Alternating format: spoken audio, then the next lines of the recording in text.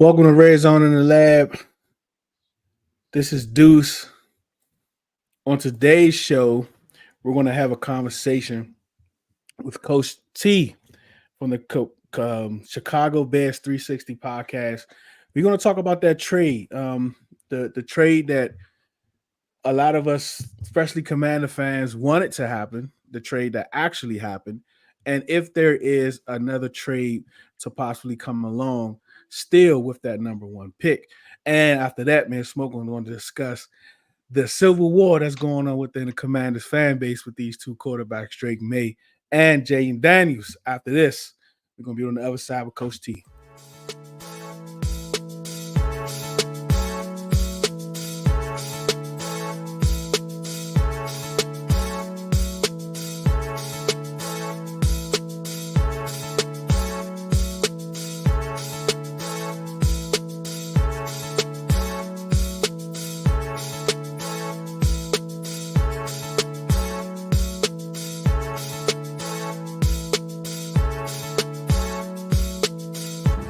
Shout out Red Zone Lab Podcast. Hey, what up, y'all? It's Benjamin St. Jude's, DB for the Washington Commanders. I want to give a big shout out to Red Zone in the Lab Podcast. Welcome back.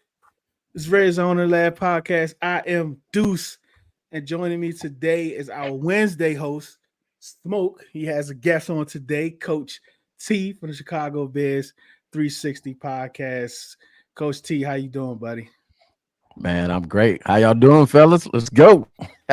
Good, man. Hey, man, I'm good. Commanders fans, man. This is a milestone moment for Chicago Bears 360, man. We breaking out and collabing with other fan bases. I like it, man. Let's do it. Yeah, it's always good, man. Different perspectives, man, from across the league. We always try to do it in the off season at least, man. See what these other content creators is up to, man. But we definitely appreciate you from joining, man. Yeah, that's what's up, man. Glad to be here. All right, so I mean, go ahead, Smoke, hit me up. Say, man, look, I got somebody, man, want to chop it up with. We got some stuff in the some stuff that might go down. Go ahead, catch us up, Smoke. Hey, what's up, man? Hey, I appreciate this, man. Both of y'all coming together so that we can bring both fan bases together. I found out about Coach T when he had the quarterback coach. I think it was his name, Quincy Avery, if I think saying it right. Avery, yeah.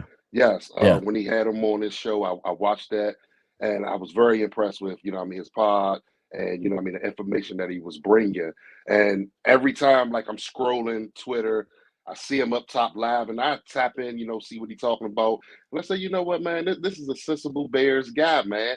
You know how we are with Telly, Deuce, bringing the Bears fans into Twitter spaces and stuff like that. So I just wanted to get a different opinion. And I said over the weekend, like, please don't let this trade happen with Justin Fields before we host this pod on Tuesday. Before we had the podcast, happened? You jinxed it, bro. You jinxed it. What happened? So right. So that's what it is. I just wanted to, bring us together, Commander community, Bear community, and we can talk it out now because the trade didn't happen, and I would love to see what Chicago going to do at one, or if they explore some trade back options. What do you hear, Coach T? Man, listen, I kind of got to take you. Before you go, Coach T, breaking news: Mike Williams just signed with the Jets. 1 year up to $15 million. So another weapon for Aaron Rodgers.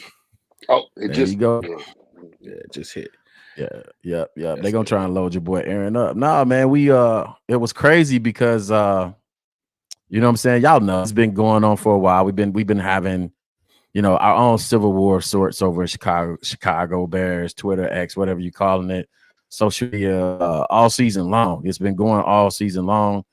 It got real nasty, man. It got racial because they brought in Tyson Bagent at one point, and Bears X went crazy with the microaggressions and the tropes and stuff about that. And here's the thing, man. From a Chicago Bears 360 standpoint, the premise of my show is Chicago Bears football from a coach's perspective. So, I coach high school ball in Florida and Georgia. I coach, I got guys in the pros, Deontay Johnson, Byron Pringle, Bruce Hector, different ones, man, about 4 guys in the league. And, it was my first year off the sidelines during COVID. And my wife was like, man, you know so much about ball, you should do a podcast. So, when you talk about sensible, Bears football, the premise of the show is I build my takes off of the X's and O's of what I see on the field, what I know about football. So it allows me to be practical in my approach to takes coming up with football. So when it came to the Caleb situation, Justin Caleb situation, I was like this right here, man. I'm a team, the team around him, but I knew and I well documented for 2 seasons how ineffective Luke was as an offensive play caller or coordinator, because that's what I did. I was offensive coordinator, right? So I know how you design plays, how you install plays, how you game plan, and how you call plays on game dot. Now, not at the pro level, but if you talk to any of the pros that I've interviewed, they'll tell you, Coach T, what he's talking about, it doesn't vary. Like everybody's stuff. Everybody's running the same stuff. Only thing different is they try to overcomplicate it, college level, pro level, but it's the same stuff. There's more motion, shifts, all that or whatever. But back to the trade, man, I'm chilling. We've been going to Civil War all this time. I'm chilling Saturday, and my mom had just texted me, and she texted me. Soon as she texted me, I got the alert on my phone, and I couldn't even carry on a conversation with her because I was like, bruh. Where were you when the trade went down? Everybody, where were you when the trade went down? Yeah, and then my mom a preacher too, so I had to hold my tongue. I couldn't cuss. You know what I'm saying? So I'm like, Mom, let me call you back because I need to start tweeting. I need to get on top of this. I need to, I didn't go live that night. I went into some spaces which I don't do. You know what I'm saying? I call it, sometimes it can be the you know what I'm saying? Can we cuss on this show? Y'all generally don't? Yeah, generally don't. Try to. Oh, okay. No, I'm in y'all house. So I'm just saying, you know what I'm saying? It's the back end. It's the back end. No, don't do that. Don't do that. No. It could be the back. It could be the back end of X Bears X. So you know what I'm saying? But at the end of the day, man, you know what I'm saying? We got this out there that's going out there that we trust Ryan Poles. I don't think that everybody is coming out that everybody doesn't trust Ryan Poles the way they said they did. And after the fog is me personally for my show, I realized for my show, my takes are still intact, right? The only thing didn't go my way or the way I was predicting it was we lost Justin Fields. So Caleb still has to prove himself. If we draft Caleb, Caleb still has to prove that he can run an NFL offense, the RPO heavy or air raid heavy offense that he ran in USC, that it's going to translate because, you know what I'm saying, my film study of him broke it down 75% of his plays were air raid RPOs. If you don't know what that is, that's basically sticking the ball in the belly of the running back and 1 or 2 read ball is out. It's not full field progression reads in to give you a idea of how many teams in the NFL actually run that style offense. About 4 to 6 teams run an RPO heavy offense in the NFL. That y'all were one of those teams, I believe. No, y'all were up towards the front of the teams that use RPO heavy, right? Number 1 in that area was Baltimore, Atlanta, Philadelphia, teams like that, right? So I've always said this about Caleb. I'm a coach, so I will play in the best situation. And so I always wanted Caleb to land in Washington. You're from there, but from a schematic point, I felt like Washington, even if they kept Eric Bieniemy, and I don't know how y'all felt with that, but even if they kept Eric schematically, Eric could put him in position to be successful. Now he's coming to Chicago. He's going to have to learn. Either he's going to have to learn full field progressions reads if he comes to Chicago, or Shane Waldron is going to have to meet him in the middle and progressively pull him along into that offense and ramp him up and develop him into a full field progression type of quarterback. I'll let y'all ask something. I can talk, man. So especially about all. So I'm gonna let y'all. Yeah, it's all good, man. Look, we appreciate everybody that's pulling up to the pod. We got a lot of people coming from Chicago, from the 360 podcast. Got some Commanders in the building. Be easy in the comments. You know what I'm saying? there you go. Gotta protect my algorithm, man. There So you go. when you think about the trade, so you're kind of on a standpoint is that like number one is still up for grabs. Is that what I'm kind of hearing? I'm not completely sold. I mean, we've been at war so long in Bears Twitter that it's been a war of He said Justin Caleb and has Caleb's. over 30 fumbles already. Yeah, it's been such a war of sorts. You know what I'm saying? That we've been like, it's been some knockout drag. Like I done got into it with some people that, you know what I'm saying, I was formerly cool with just because they didn't like the common sense approach to the takes, right? Listen, I can only do what I want you to do, you know, what I do, but it's been such a war of sorts. You default to, all right, bro. You concede and say, all right, bro, y'all can hire Caleb. But again, those that follow the show, those follow the channel, you see a bunch of them in here already, bro. They know I'm well documented in saying Jayden Daniels is the most NFL ready quarterback in this draft. I'm not coming off that take until somebody proves otherwise. I actually talked to Brendan Rice about this when we at the Senior Bowl. I actually talked to our quarterback coach about it, Kerry Joseph, and we had a whole discussion about it. And I said, man, how do you resolve? I talked to Brendan Rice first. I stumped him with this question. I said, hey, I know you're gonna ride for your guy, but for us people evaluating, what do you do with the fact that this dude ran 75% RPO air raid, you know what I'm saying, not full for progression reads, right? About 25% he did what he did, he was good at. I'm not taking that away from, but I have Jayden over here that 90% of his dropbacks were full progression reads. And I'm not saying he went to the fourth and fifth read every time, but you know that was an NFL style offense. It was a pro ready offense, and he won the Heisman doing it. And he threw for over 3,800 yards, 40 something touchdowns, and like 4 interceptions, and he rushed for over 1,000 yards. You can't disrespect that and regard that. So, you know what I'm saying? If y'all don't get Caleb, you know what I'm saying? I know it's a hometown, you know, kid and whatnot, but I don't think Commanders fans should be I don't think y'all should be really worried about it. I think if y'all get Jayden, concern would be from a schematic standpoint is what is Cliff gonna do with Jayden?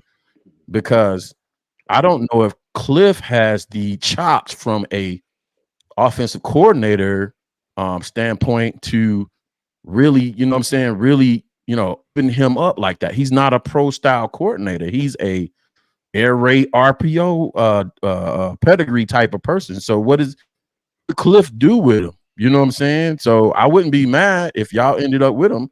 I'll be anxious to see you know, if he comes to Washington, what Cliff with him, because I think the kid can play. I think he's the most NFL ready quarterback in this draft.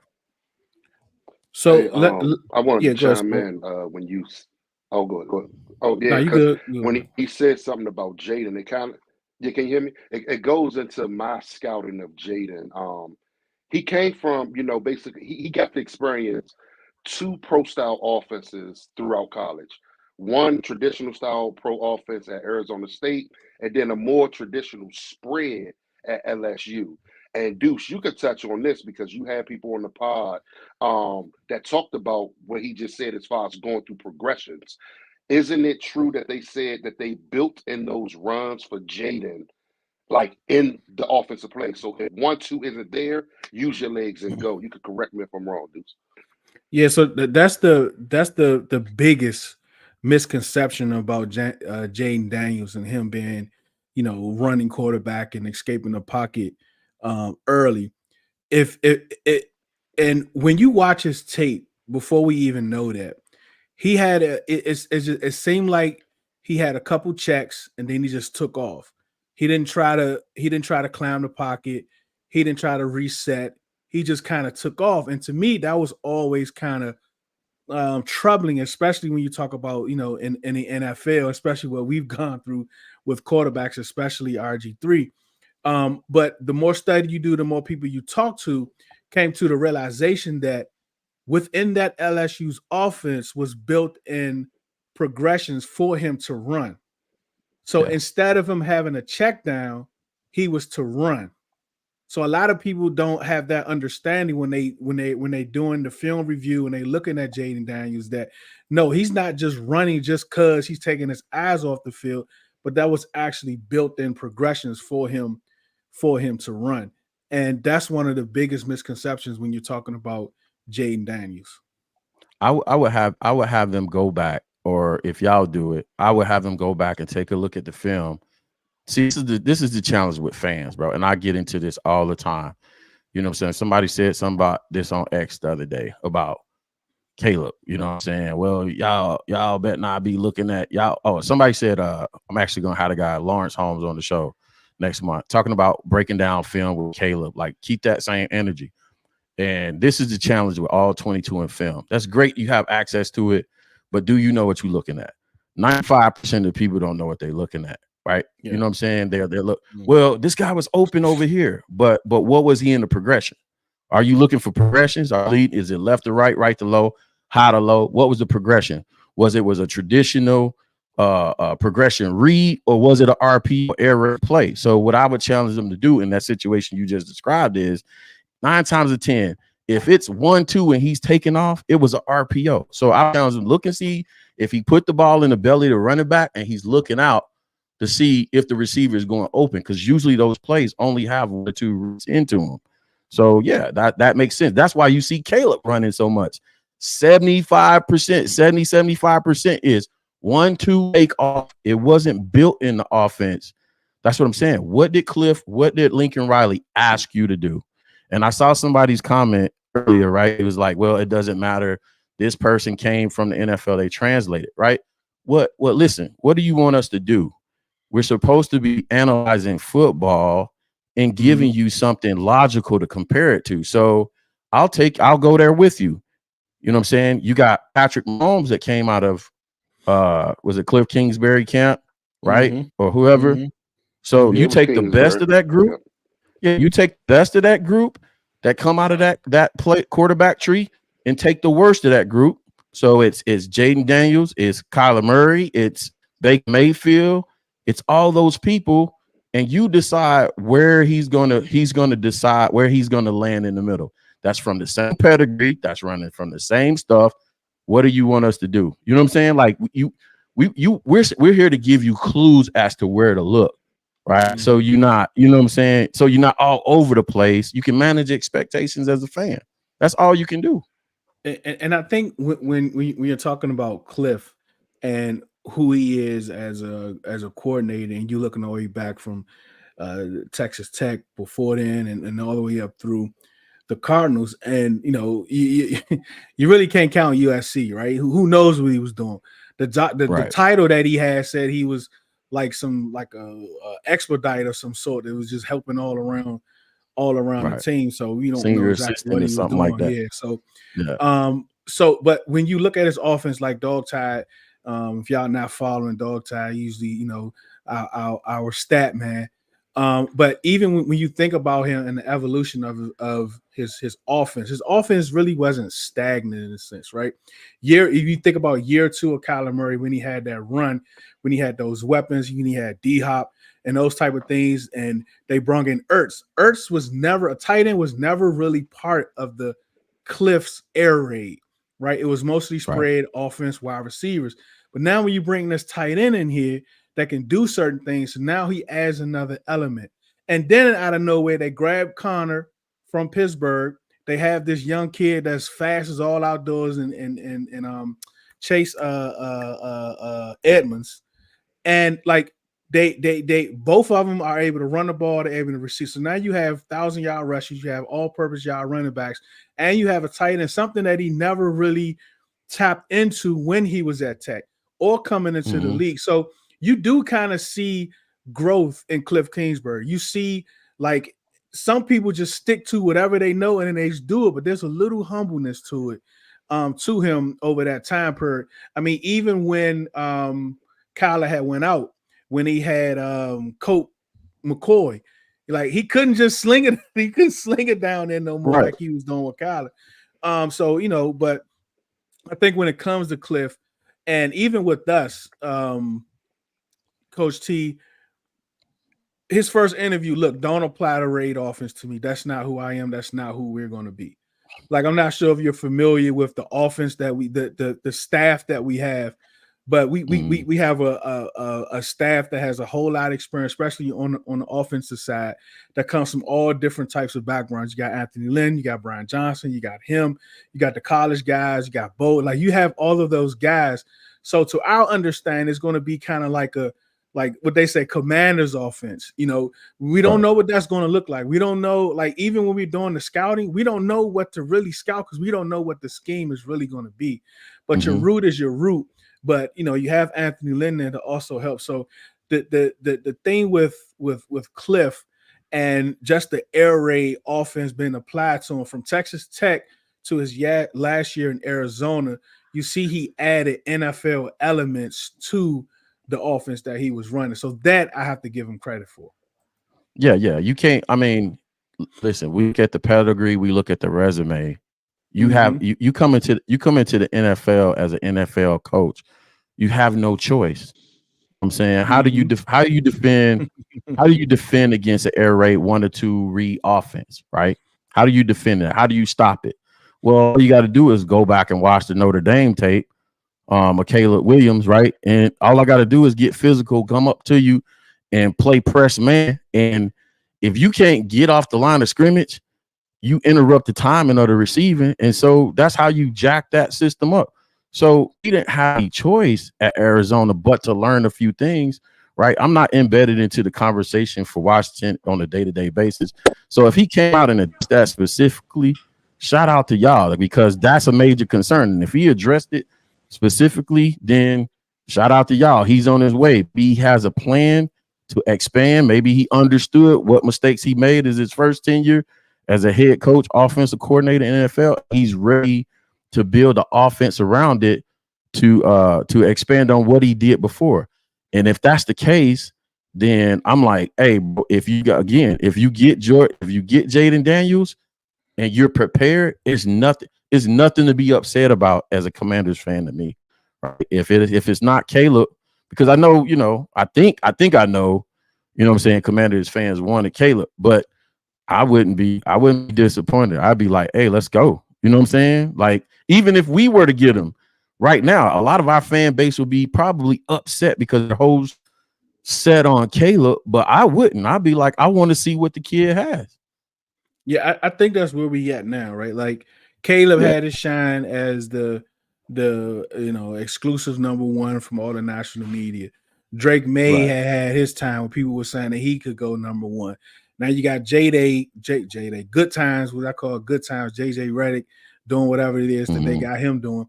And now, like, you got Daniel. So that's the thing now that's going to be going on with the Bears, is that who is actually the number 1 prospect? Like, who is QB1 in this draft? And man, we got over a month left to deal with all of this. It's crazy. And they got pro days. Pro days tomorrow? They got pro days tomorrow.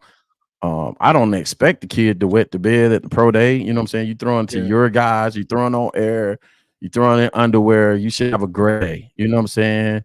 Jayden got his day. Ain't no telling what's going to happen in between now and draft day. I've conceded Caleb Williams because it seems like, or I thought it would kind of unify our fan base, but I'm not coming off the Jayden is the most NFL ready, because like your boy Joe Burrow and Andrew Luck, they played pro style offenses in college and they dominated with those offenses. So, you know what I'm saying? Again, it's logical to me. It's totally unemotional. You know what I'm saying? It's you know what I'm saying? It's football. So If I look down on film and I see something, I'm like, it is what it is until it ain't. You know what I'm saying? I'll go back and be like, hey, he switched it up. That was cool. You know what I'm saying? So I hope we, I don't know if we play y'all, but I hope I get a chance to look at some Commander. Oh, that'd be great. So I'll get a chance to actually get a peek at, what he actually does, and what he does with this offense during the season. So yeah. So right here on the screen trail, like they had they had a Caleb or bus little faction that developed and with the Commanders. He's definitely one of the lieutenants. But like the Caleb or bus club. yeah. And this is my man, my man Henry. He's on one of our NFL shows on Thursdays. He's a Michigan fan. That's man. Nah, like I said, man, listen, if y'all not excited, bro, if y'all, like I said, I put it this way, and I'm probably gonna get cooked for this, but I'm gonna say it anyway. The only person I wasn't impressed with that they were hyping up was Drake Maye. And y'all can go back to my channel, y'all get the breakdowns. I had an air raid specialist who's a coach, fellow high school coach up in Wisconsin on my show. I said, look, this is what I do, bro. I have people on my show that disagree with me. And I had them on the show and I said, this is what you specialize in. Let's go back and forth and let's break it down. And I'm gonna tell me why it worked, and I'm gonna tell you why it don't work. You see what I'm saying? Why it doesn't, we don't get away with it as much in the NFL as we do in college. And then also, you got to keep in mind, a lot of the coaches are going to air raid RPO stuff because of NIL, transfer portal. You got to get a team together like that. They got to be able to play like that. And it's becoming like the McDonald's of offenses. You know what I'm saying? The Burger King of offenses, because, it's easy to get to it. But I'm excited. I'm excited for y'all, bro.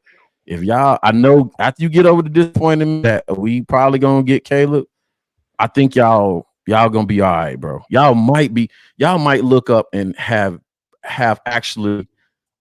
This is what I said early on. I said Jayden Daniels would potentially be the CJ Stroud of this draft. Yeah, it's possible, most definitely. And like a lot of these drafts, looking back, however long you want to look back, you choose. Out of all the quarterbacks drafted, you may get one, right? Yeah, two is a stretch. The only thing I think that may be the difference in this draft could kind of be the starting point because of the NILs are the ages of the quarterbacks. Right. Instead of great point. What we're used to from back in the 90s, where you bring in these young guys and they sit a couple years. Is this NIL spending an extra year in college? Is that going to be similar to that? A quarterback just sitting and learning in the NFL by gaining a little more experience. Then quarterbacks are going to be a little older coming into the league, but they'll have more experience too. So will we start to see those things changing? And this draft right here, it's kind of like the test baby for that. Yeah, no, that's a great point. I didn't think about. Hey, Deuce, to answer that. Go ahead. Like, oh, my bad, but like to answer that though, real quick, wouldn't you think, like, if you're getting drafted in the first round, you get that 5th-year option. When you think it'll be easier for organizations to say, you know what, year we're gonna let them sit, we're gonna let them learn the game. And second year, you got 2, 3, and then 4 before you pick up a 5th-year option to say, you know what, this is the guy. So I'm not sure, but y'all can see. It's not the player and the option. It's the coaching staff. You only got 3 years. Like you got 3 years, right, to turn whatever you came into and to get this franchise quarterback. So they are on the time limit. They don't have 5 years like the quarterback does. They got 3. So you're taking a chance sitting him for a veteran. And you say, well, he should have. Then, like us, you end up, playing a veteran like the year before last with Heineke. You end up playing that veteran through the year. You bring this guy in the last game. Be like, man, maybe we should have played him earlier to see what he had and made him move that draft. But then you waste a whole year. So I don't think it's so much of the player and the pick, but it's the patience of the GM or the owner. don't we know it, right? You know what I'm saying? Like, the whole issue with Justin Fields was the timing. I don't think Justin Fields is a bad quarterback. I don't think realistically Justin is a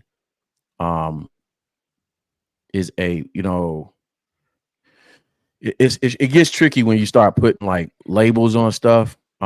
He's an elite athlete at the quarterback position. Is he an elite thrower of the football? I don't believe that, but I believe, could Justin become Lamar Jackson 2.0, 2.5? Absolutely. He has all those skill sets, and he got to Chicago at a terrible time. He got there, got drafted by a lame duck head coach and GM. They get fired. Matt Nagy throws out there to the wolves. The next guy comes in, totally incompetent offensive coordinator. You know what I'm saying? I'll take you through the video.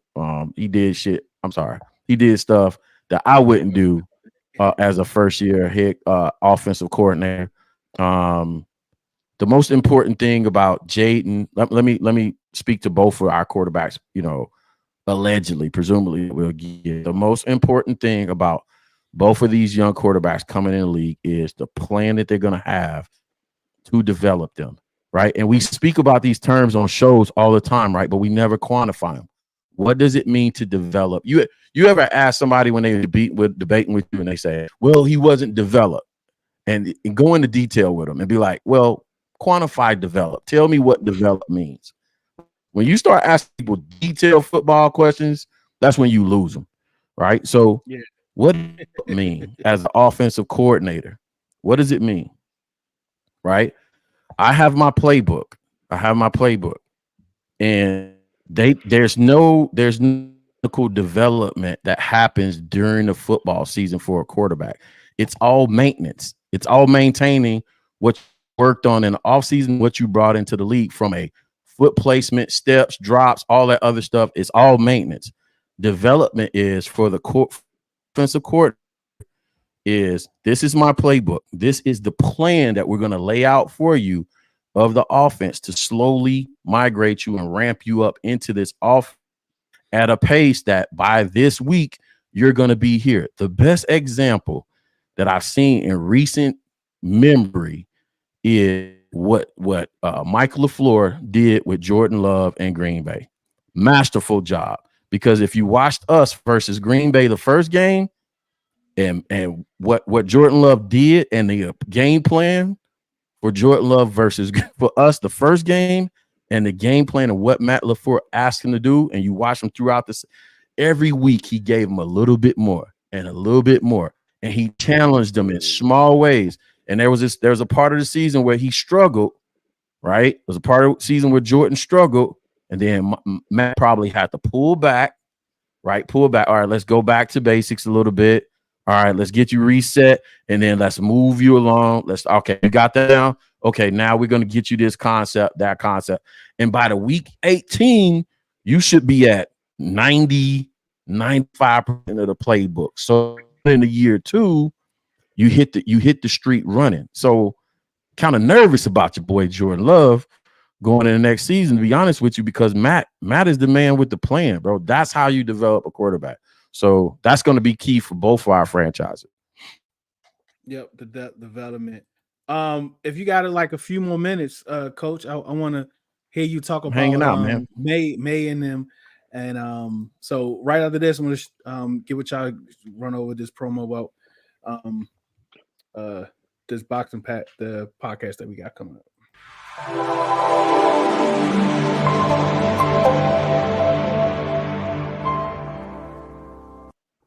Hey, what up, you guys? It's your boy, DW. Super fired up about some brand new boxing content coming your way. Red Zone Roadwork Boxing, hosted by a fan favorite, Miss Lady E. A bunch of us sharp, opinionated folks are going to get on here, and we're going to hash it out with our pound-for-pound list and favorite knockouts, fights we're looking forward to. Shows will be before the big event, during, live, and post-wrap-up to see who was right, who was wrong, and who just had a good time, right? Can't wait. We back. Yeah, definitely still in that. We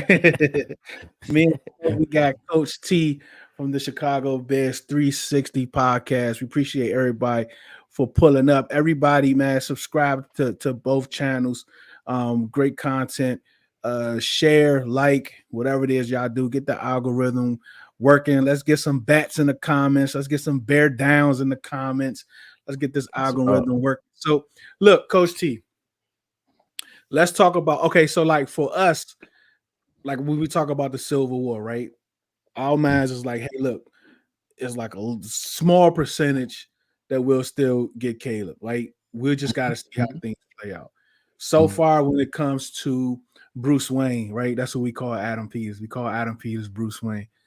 He has done everything that we thought that he wouldn't, right?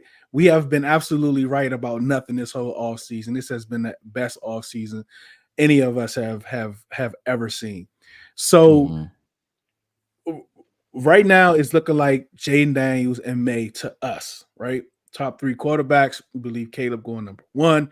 The Civil War is Drake Maye versus Jayden Daniels. And it's kind of like the people that like Drake Maye better is also okay with Jayden Daniels. But the people that like Jayden Daniels is like destroying Drake Maye. Me, I'm Jayden Daniels first, but I'm okay with Drake Maye also. I'm okay with both. I think both of them have shown that they can run an offense.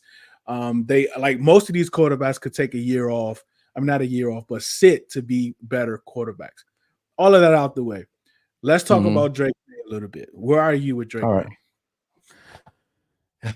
I'm hard on him, man. I'm rough, and I got to keep it a buck, man. I got to keep it a bean. I'm out on Drake, man. Yeah. I just can't do it, bro. I can't. My soul won't let me do it. I really look, man, and the people that's on my show, they'll tell you, bro. Before I do my show, like, I work in corporate, I got my laptop, I watch film all day. I looked and I looked and I looked and I tried and I tried and I tried. And I'm like, bro, outside, again, this is out the highlight tapes, right? See, a lot of people, when they watch film, they're not looking at it from a coordinator's perspective, right? So I'm looking at it as a coordinator. The first thing I'm trying to decide when I'm watching film is what is the coordinator trying to do? It's not the result. See, most fans diagnose the result of a play. I go to the front of the play and say, what's the formation? What's the motion? What's the shift? You know what I'm saying? What is the I always stump people when we have football debates, and I ask them questions like this. What is the very first thing you do when you design a play? What is the first thing you have to decide, right? Like, when people start wanting to go hardline, I ask them questions I know they don't know the answer to, right? So you have to tell me how you block it. Is it going to be 5-man protection, 60 protection, 70 protection, right? How are you going to block it first? Because football is a numbers game, right? If I have 6-man protection, I can't have 5-man in the route concept, right? So if I got to go 7-man protection plus the quarterback, that's 8. You can only have a 3-man route. Well, if they rushing 4, then guess what? 4, you rushing 4. They got 7 back. So you got 3 versus 7. It's a math game. You know what I'm saying? So I'm looking to see what the coordinator is trying to establish, what he's trying to do first, right? Is he in the right play, right formation, right play, right route concept to beat that coverage first, right? Does the play beat the coverage? Then I go to the quarterback and diagnose, okay, I think I know what he's trying to do, progression. And now I diagnose it from, all right, he's trying to get here from there. The coordinator set him up for success. Either he did it or he didn't, right? We diagnose it from there. So when I'm looking at him, I'm like, bro, the stuff you do great, you do great. But the stuff you do bad, you do bad. Like, bad. You got a strong arm, but you take risk. You know what I'm saying? You take risk. You know, you rely on it a little bit too much. And again, he's another product of that system. You know what I'm saying? That I'm not a fan of from a main core standpoint. So this is the way I view RPO zone read type offense, right? The zone game, RPO zone read. So for the people that probably may not know this, not to insult anybody's intelligence, but zone read, RPO is a contingency of the zone read game. Yeah. How did we get RPO? Because somebody said, okay, you're not finna sit here and zone read on me all here. I'm gonna walk down the linebacker or a safety. I'm gonna take away the running back and the quarterback. When you bring that safety down into that linebacker, you open up something on the back end. So some genius coordinator say, okay, instead of me faking and keeping it running, I'm gonna fake it and throw it. Run fast option instead of zone read now. Okay, this is the contingency play. So, but you can only do that is catch up. So you wouldn't sit down at a plate of dinner and put ketchup and mustard and mayo on your plate and grab a spoon and go for it. It's eat. It's condiments. It's not a mainstay. You're gonna have to run a real offense. You gotta run in the run game. You gotta run power, counter, and zone, inside zone, mid zone, outside zone.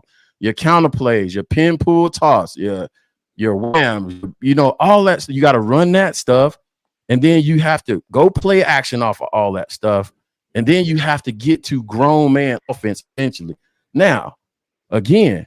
That's mustard and ketchup. So at good times, you throw it in there, just throw the coordinator off. You know what I'm saying? He's not expecting the quarterback to run the ball right here. So you throw a zone read in there, and he like, well, I got to prepare for that next too. You know what I'm saying? Not, he getting off the bus running zone read. You know what I'm saying? So yeah, man, he does a lot of that stuff. And I don't want to be down on the kid. It's not like I'm a hater or nothing like that. It's just on film. On film, the other dude is just so much better that it's like, bruh, what are we talking about? What are we talking about? This is from my perspective, right? Take it or leave it. I'm just like they always remind me in Chicago Bears land. I'm a high school coach. All right, cool. I would be a little bit nervous if we had Maye versus Daniels. If Cliff is progressed and grown the way he's come in and said, hey, I'm ready, I'm grown past that, then all right, Cliff, grab your boy Daniels and go off. Go crazy. Go full progression reads, run the ball, sprinkle in some zone read stuff, some RPOs, run all of it. Make defenses prepare for all of it and go crazy. What are we doing? Y'all got a great defensive minded head coach. So, and if you bring a guy in like that and he slowly ramps the kids on, you know what I'm saying? Y'all can win games ugly early, and then towards the back half of the season, y'all keep going off with your quarterback. So I'm long answer to a short question. Nah. And they didn't prep me before the show on this. When it comes to Drake Maye, Go ahead, Smoke. When it comes to Drake Maye, like you said it best, man. Like when he's on, when it's good, but when it's bad, it's bad. And I seen some stuff where as though like some people would say, oh, well, they look at numbers. Some people look at numbers and say, oh, Caleb took a regression. Well, we could say the same thing about Drake Maye. You know what I mean? Like, did he regress? You know what I mean? Stuff like that. So it's as I'm diving into a Drake Maye, we just had Sam. I'm not comparing Sam to Drake Maye. No one, I'm not comparing them. But I've seen Sam turn into a sack, run into a sack. And I see the same thing with a Drake Maye at the college level, running into a sack, turning into a sack. Yes, he can get downfield. He is sneaky athletic. But at the same time, man, I'm like, when it's bad, it's bad. And he may be that prospect that has to go and sit a year. You know what I mean? Mm-hmm. I got a question for y'all. Why? Because I talked to him down at Senior Bowl. I actually coached against the school. My daughter went to school. High schoolers did. He was a senior when she was a freshman. Why everybody skipping over Michael Penix Jr.? Because when you start talking about the second guy that's the most pro ready, go ahead, Deuce. It's Mike. It's Mike. It's Mike. You know what I'm saying? It is what it is. It's Mike. The only thing that scares people off about Mike is the injury. But as far as being pro ready, playing in a pro style offense, is Mike. Now, you don't take those type of risks. I'm just saying this. you don't take those type of risks to it gets sketchy, right? It gets sketchy. Somebody called me out at the Senior Bowl. They was like, Coach, based off of your criteria, Mike's the second guy. And I said, you know what? I can't even argue that point. You know what I'm saying? That I'm acquiescing to all the talking head of the injury stuff. But if it's straight about football, if you surround them with weapons and you say, hey, I got to get to my third progression or my fourth progression, right? And I have to pick Mike or Drake. I'm picking Mike every time. If I have to choose between Jayden and Mike, I'm picking Jayden. Man, look, I stopped it right there. No. I ain't messing with that dude. The exact opposite. What's up? Okay. Love you too. Master P is what we call him because he looks just like him. I've been watching this kid since September, October 22. Love the kid, been loving the kid. Talked a little bit about him last year. I was a little upset he didn't come out in 23, but I understood all those injuries he's had. You know, 1 year just wasn't enough to prove that that's behind him, right? He needed to play again. Yeah. Came into this year, light it up. Same thing. Big game after big game, big pass after big pass. And yes, he has some dogs at receivers. I'm not going to doubt that. But when you watch, and he had a dog O lineman, like these comments gonna have to wait. I love talking about Michael Penix. So when you watch him play, even with the O line, right? By the way, shout out to Coach Jason Roberts at Tampa Bay Tech down there who coached him, man. That's my boy, man. He coached Penix. Yeah, that's his head coach down at Tampa Bay Tech in Tampa, Florida. Okay, cool. Yeah, most definitely. So when you watch him play, right, he's not a quarterback that just sits back there and just waits. Like everyone said, he had the best O-line in the country. He had the best receiving core. But even his processes is as if he doesn't have those things. He's getting the ball out quick. He's always done that, right? These receivers that he have, a lot of times when these quarterbacks has these great wide receivers, it's difficult for them to put the ball where they're going, not where they are at. He consistently puts the ball to a place where they are going to, not where they are, right? And you see that over and over and over and over. And the playoff championship game, when everyone somehow just figured out who he was, they were so high on him, so admired. Like they loved this kid. Like he climbed up to so many people boards just based off of that one game. And I was telling people, look, he's been doing this. He's been doing this, right? And then the championship game came and they were just getting dogged, right? They was, man, that was probably his worst game. But again, it was the last game of the season. If you flip that game and you put someone else's game, then they're going to get all the heat. But anyway, outside looking at that, he is absolutely the most prorated quarterback. If it was not for his injuries, he would be QB1. And I made that argument numerous times. You had people saying he wasn't going to get drafted. You had people saying he's going to be day 3. You had people saying all of this after one game. Because remember the game before that, these same people were saying, I don't know, he might go top 5. But just because of that one game and people start learning about his injuries, look, man, this is the NFL. You get hurt in one play. So Master P, man, like that's my favorite quarterback, but I do understand the injuries. That's why he's not like someone that you look at that too. Yeah, it slides to the business. It becomes about the business at that point. You're making an investment on the player, so you got to understand that part of it. And I agree with everything you said. I want to say this part about the championship game because I had a chance to think about it, watch the game. You know what I'm saying? A lot of times, fans don't understand styles make fights. See, I had the boxing promo up there, so I have to use the analogy. Styles make fights in football, right? So, you know, it was a bad matchup for Washington to go against that style of offense. that Michigan brought to the table. They just came in and was like, we gonna play bully ball and run it down your throat and pause. And you know what I'm saying? You got to try and figure out, you got to try and play catch up and keep up, right? And they got them out of the norm of what they do, the rhythm, watched them out of rhythm of what they do, right? Trying to play like that. They couldn't play on schedule and with rhythm and timing like they normally do. And they didn't control the game plan through that. You know what I'm saying? Michigan had control of the running game, the ground. They had control of the clock. You got to own something in the game. And they just didn't. This is what amazes me about what I've learned, even his receiving core, right? Now that I think about it, I look at it. And Bears fans get upset with me when I say that. I'm not a big Odunze guy. You know what I'm saying? I'm not a big Odunze guy. I'm not. I think there's guys. I think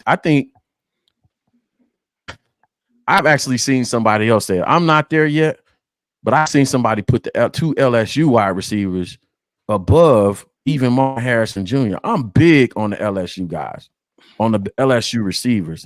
Brian Thomas Jr., bruh. You know what I'm saying? Odunze, he's gonna have to be an electric route runner in the NFL because, bro, with a four, kind of like a back end 4-4, you ain't running away from nobody. And I didn't see, you know what I'm saying, electric route running. So I'm trying to figure out. People say he, Master P, as y'all call him, all these receivers. I'm trying to figure out who else he had that was so electric. You know what I'm saying? I felt like you said, he put the ball in the right places. He made those guys look good. So, and you saw that in the senior bowl. You saw that in the senior bowl. Them guys ain't run fast. They wasn't, that degree of separation wasn't great for those guys. Like, he was putting that ball in. Not to take anything away from, and that championship game. Like I told people, if Dylan Johnson was not able to be 100%, it was going to be a long I gotta drop this. I talked to him down there too, man. Great kid. Talked to him at the Senior Bowl. I've known family. I've known the coach for a while, but I never kind of engaged. I just walked up to him and said, they got a saying at Tampa Bay Tech. They say, Tech, Tech, Tech. So I just walked up, Tech, Tech, Tech. He was like, what you know about that? I said, come on, let me holler at you. Great kid, man. I love him, man. Like, you know what I'm saying? He pulled a little bit for his homies, you know what I'm saying? Shouting out his homies, incarcerated. Like, he's everything. I mean, he wearing a do-rag at the all the time, press conference, whatever. 813, stand up. Yeah, like he is who he is. He is who he's a Tampa kid to his core, man. I don't know if y'all know about that area. I don't know about that area, man, but bro, that's the area I started coaching in, man. So many kids come out of that area, from that school, Tampa Bay Tech, Armwood, Robinson High School. I saw Ray McLeod, Isaiah Wynn. So many kids come out of the 813 right, man. So big time high school football played in that area right there. So he a dog, man. All right, we got a couple more minutes, Coach. You don't mind, man? I'm hanging out with y'all, man. We got Caleb, we got JD, we got Maye, we got Penix. Where you at with JJ? I'll be honest with you, bro. I don't speak on cast. I don't do film study on, and I just overlooked them. You know what I'm saying? That the best I can say, man. I don't think as far as deep as I'll go is, I don't think we can say who JJ totally is because of that offense. You know what I'm saying? That is it's the hardball way, bro. It's two tight ends, 12, 13 personnel. He gonna kill you with tight ends. He gonna reshape the whole roster in LA. He gonna have some multiple tight ends on that offense. He's gonna run the ball and probably gonna take shots off the run game. I wouldn't be surprised to see Justin Herbert's stats kind of regress a little bit in LA because he's going to take the air out of the ball and take shots down the field. So, you know what I'm saying? I don't, I think you tie this to the film. everything comes back to the film. It's going to be some team that takes a shot on them, but they're going to take a shot on based on what? It's going to have to be off of the underwear Olympics. What he does at his pro day, and I think this is too big a risk. I think Minnesota, it'll be great, and I want to see Michael Penix Jr. a few times a year. I just like the kid that much. I think Minnesota, they'll be lucky to get MPJ, and I think after that somewhere, JJ will come in, because again, it's not. I get it, you know what I'm saying? I get it, but you don't know. So I think some team gonna reach up and they gonna get thirsty, man. They gonna grab them. Yeah. But people have asked me to do a breakdown on it. I'm just like, bro, it's so many other players to cover before the draft, man. Yeah. Maybe I get to it. I don't know. Yeah. Shout out to my creative director in the chat, by the way, to K. Jeremy, bro. Y'all see all the graphics and stuff on my show. He the man, bro. Stay fired with it. Appreciate that, man. All right, so how you got the draft plan? I got it. I got quarterback, wide receiver. I haven't looked too much further than that. How do you kind of got the draft shaken out? I'm still going through the stages of grief, man. I ain't gonna lie. I'm still going through the great stages of grief. Because y'all think I'm playing, man. Like, bruh, I see it playing out on Twitter. I see it playing out on Twitter, man. My wife had to cut me off the edge. She was like, and then she ain't making no better. She's like, I told you he was gone.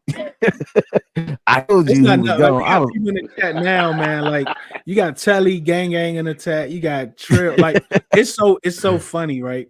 My man Telly, like, he's just starting his podcast.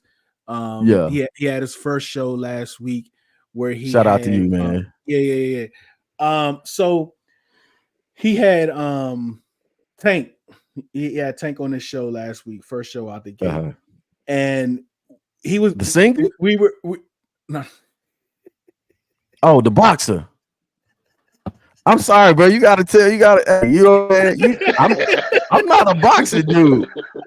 I'm going to say, what kind of? It was Gary Russell. I mean, Gary Russell Jr. You said Tank. My bad, Gary Russell Jr. Gary Russell Jr.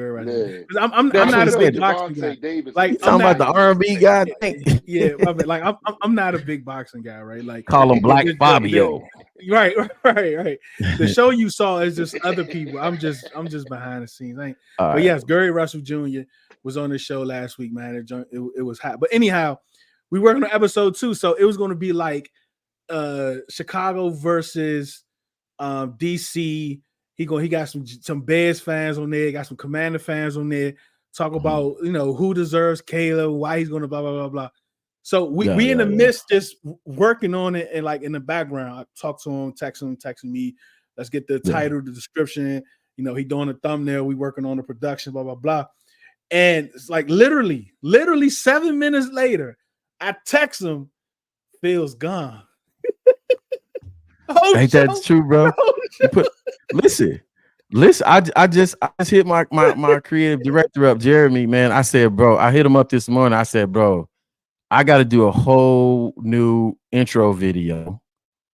We got to make sure all the graphics line up, and we getting ready to transition anyway. So I'm finna do like y'all. I'm finna transition to a network. I'm not gonna throw the name out there yet, but we finna go to a network format. But I said, bro, if we got to transition that, we might as well go ahead and think about transition everything, because my intro video, Justin Fields, all on it. You know what I'm saying? So yeah, I'm going through the 5 or 6 stages of grief, man. First it was shock.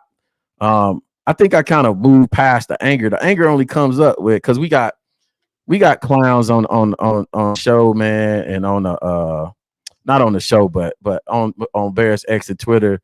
Of course, rightfully so. They taking their victory laps, and I actually stayed up that night and went on Spaces so I can give people their props, because you know what I'm saying. Like I went into Spaces, like, you know what I'm saying, giving people their props and stuff like that. But the worst part about it now is we have the media the media are taking video laps. They taking victory laps and punching down on fans, and you know what I'm saying. It's old cats who, you know what I'm saying, they wouldn't know cover 6 from their 6 hole to save their life. But you know what I'm saying? It's like, come on, bro. And then the whole thing is, well, it's time to move forward. Well, y'all got to keep in mind, if y'all keep slapping people around, they not going ready to move forward. So, you know what I'm saying? Like, y'all got to, but for me personally, you know what I'm saying? After the smoke cleared, I realized this about Caleb again. The only part that's changed for me is Justin is gone. My takes are still in my takes the whole time are still in place, even up to the Jayden Daniels take, right? So Caleb still has to prove that he can transition. He still has to prove, because I don't know if y'all know this about RPO or RA offense. The play calls are not elongated. It's not, you know what I'm saying? It's not ace right gun, Y over, Z on, Z flee, Florida. You know what I'm saying? And it's way worse than that. That was a simple high school play right there for that. It's not, it's library long versus air raid play calls are like this. He still has to prove he can go under center and make proper steps and get through, you know, still do all that stuff that the air raid offense doesn't do, right? He still has to win over that locker room. You know what I'm saying? He still has to go through the process of being the quarterback in Chicago, because, you know what I'm saying, it's hell. It's hell in Chicago at quarterback position. They're going to be on your head, you know what I'm saying, day one. So he still has things to prove, and then we still have to draft him. So, you know what I'm saying, most of the takes are still in place. So, you know what I'm saying, it's all good. And then shout out to Justin Fields. You get to go sit behind Russ Wilson, your hero, one of your heroes, for whatever amount of time. And I hope he sits the whole year. Just give himself time to fall in love with football again, because Mike Tomlin, dog, who's going to make the playoffs first? Who has all right? Now you looking at the quarterback. Who has the best chance of making? Big C from Spaces told me y'all going to the Super Bowl. When? We going to the Super Bowl? It's a Big C told me, man. Oh, from the but see, bro, let me tell you this, man. Let me tell you this, because y'all said y'all be sliding over to our side, bro. Reach out to me before y'all come over. Y'all, everybody don't. We don't want everybody speaking for us. Because I saw a few spaces where I saw it was Bears fans and Commanders fans in there early in the season. You know what I'm saying? Telly followed me. I don't know if, you know, y'all rock with him or whatever, but he followed me or whatever. You know what I'm saying? With the podcast, yeah. Gary Russell. That's Telly I'm talking about. Yeah, okay, yeah. He followed me and stuff like that. So we had some interaction, but I saw a lot of y'all interacting with a lot. Let me give them their credit, right? So a lot of them people that are on the extreme Caleb train that were hosting those spaces, they were right in that sense that we ended up getting Caleb, right? But they couldn't tell you why. They couldn't tell you why. They, you know what I'm saying? They just, hey, we like the highlight reel. Everybody can't speak for us. That's how I'm gonna put it that way. Shots fired. I wish I had my button fire show. Shots fired. Nah, everybody. We don't want everybody speaking for us. Oh man, no. Yeah, spaces, man. But no, definitely, man. Like, man, this. I'm glad, man. Smoke. I'm glad you got, man.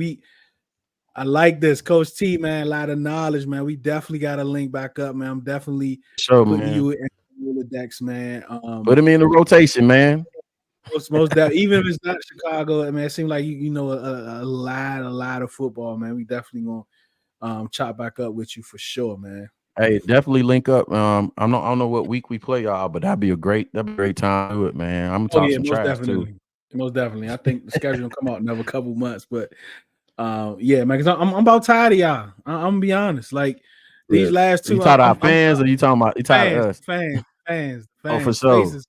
Faces fans, like it's been a long 2 months. That's why I say, man, don't be you know what I'm saying, be mindful of, you know, figure out, you got to figure out who's who, and all Bears fans aren't created equal, and I'm like, bro, you talking to who? I ain't gonna. You said who from who? You know what I'm saying? Yeah. Oh man, this was good, man. Cause yeah, man. Cause I got to run, man. But I wanted to talk to you about the trade. Like, what's that going to look like in Pittsburgh? But we definitely can't wait a little while. I'm definitely matter of fact, I got 5. Let me sneak this 5 minutes. What is that going to look like? Let's talk about that whole thing between them wanting to trade for him. Some rumors that it was going to be a 2nd round pick. You know, Poe said Right. no, he wanted more. Like, and how do you think that's going to look with Pittsburgh going forward? I like I said, man, if Justin, listen, my whole thing is Justin's problems was the coordinators, right? And it wasn't so much Matt Nagy, and the guy that took over from Matt Nagy, because the guy that took over from Matt Nagy mid-season had Justin looking sharp. If you go back and look at the tape of Justin with Matt Nagy versus what he looked like with Luke Getsy, from a technique perspective, he regressed. But I think with a year to sit behind Russell, like I said, fall in love with the game of football again and not be the guy for a year.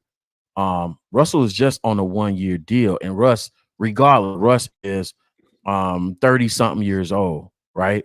So even a couple years, I think Justin now could have a Geno Smith, Baker Mayfield, boy in Detroit, the quarterback. And you know what I'm saying? A lot of these quarterbacks, they get it on the second team. You know what I'm saying? They step into their own on the second team. Jared Goff, you know what I'm saying? And if we keep it a beam, man, we keep it a beam. You know what I'm saying?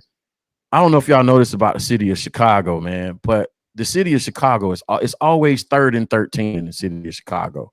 We always behind. We always behind on the latest thing. You know what I'm saying? The only thing, and I don't problem saying it. Only thing Chicago kind of stay on the front lines on is, you know what I'm saying, they terminology. And you know what I'm saying? Just you know, street language and terminology. Other than that, we always behind the curve on everything, especially in football. So even going back to when they were arguing about Tyson Bagent, all about having a prototypical style quarterback. You know what I'm saying? You know, in Chicago, they want all these Achilles poppers, right?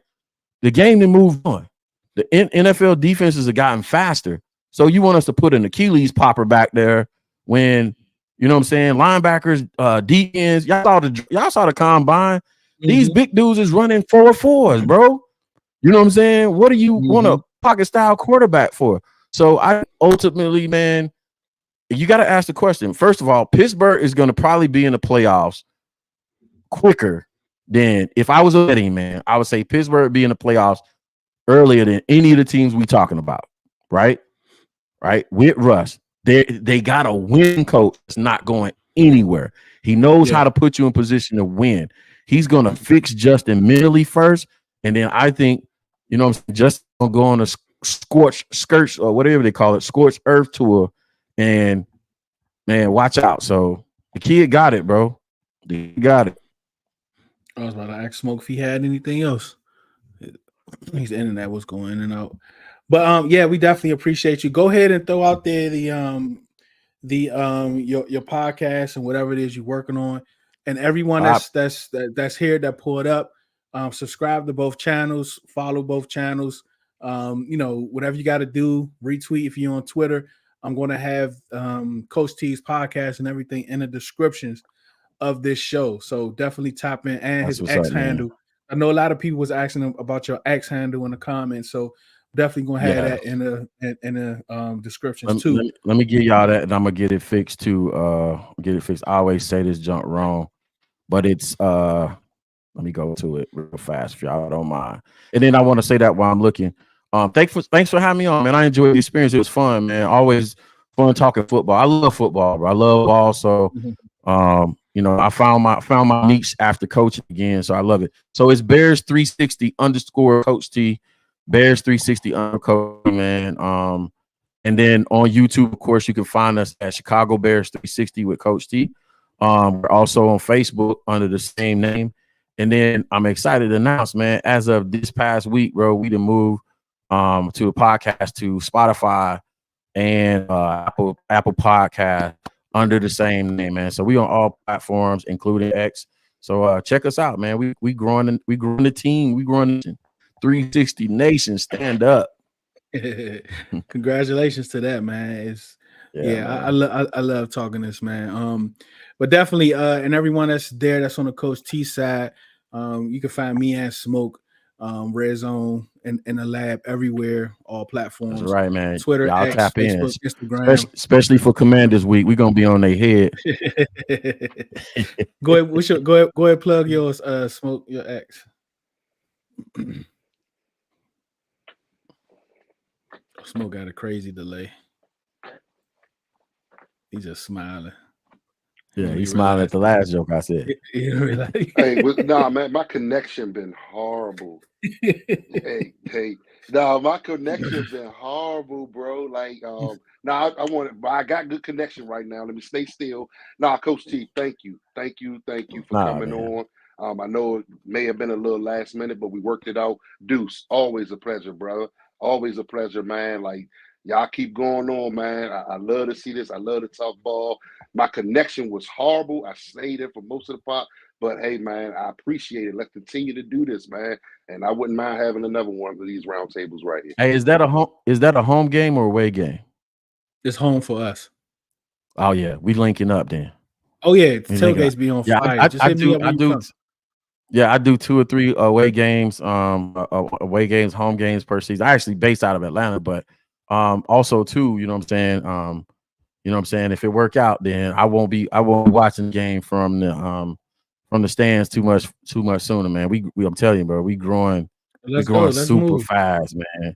Yeah, let's move. I'm definitely gonna be following for sure. But yeah, you come to that game, hit me up. We link up the day before or the day of the tailgates. Tailgates be crazy, so you definitely invited. That's what's up, hey, man. everybody out there to the go spots. Hey man, we definitely appreciate all of you for watching and listening. We know your time is very valuable. For you to spend your time with us, we definitely appreciate it. Remember, do it because you love it, not because it loves you. One beat, one sound, one heart,